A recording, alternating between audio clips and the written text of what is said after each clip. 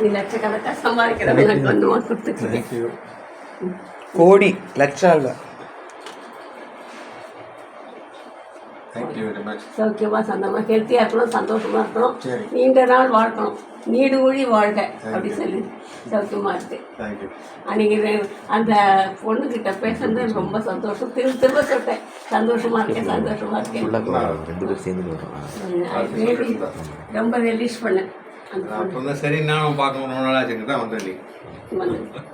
நீ வந்தது ரொம்ப சந்தோஷம். ரொம்ப நாள் கழிச்சு உன்னை பார்க்குறேன். எனக்கு அதில் இது ராம்நகர் வீட்டில் உன்னை பார்த்தேன். அதுக்கப்புறம் இங்கே வந்து 6 வருஷம் ஆயிடுச்சு. இங்கே இப்போ தான் முதல் தடவை வரேன். சிதம்பரம் இது கும்பாபிஷேகத்துக்கு போனோமே, அதுக்கப்புறம் விற்க விடுது. அதான் லேட்டஸ்ட். இது நல்லா இருக்கு, வீடு நல்லா இருக்கு. உமா ஏற்பாடு நான் வரமாட்டேன்னு சொன்னேன். எல்லா வசதியும் பண்ணி கொடுத்துருக்கு. எல்லா இடத்துலையும் ராடெல்லாம் கொடுத்து பிடிச்சி நடக்கிற மாதிரி சொல்லி நீ நடக்கணும். இது நடக்கும்போது பார்க்கற புடவை கட்டாதுன்னு சொல்லு.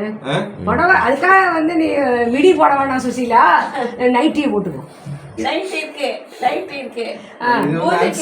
நைட்டி பரவாயில்ல, இது அன்சேஃப்னு ரவி சொல்றான் பாரு. அன்சேஃப் இருக்கு. கீழே விழுந்தா அப்ப கஷ்டப்படும். என்ன போன் ஃப்ராஜைல் இருக்கும் இப்போல்லாம். சப்போர்ட் கீழே வழுக்கிட்டு வேற வருது இந்த புடவை. நிறைய சம்பாதிக்கணும், சமத்தாக இருக்கணும், கெட்டிக்காரனாக இருக்கணும், சக்ஸஸ்ஃபுல்லாக இருக்கணும், ஹெல்த்தியாக இருக்கணும், திருப்தியாக இருக்கணும், அந்த அண்டர்ஸ்டாண்டிங்காக இருக்கணும். கேஸ்ல எப்படி வருது?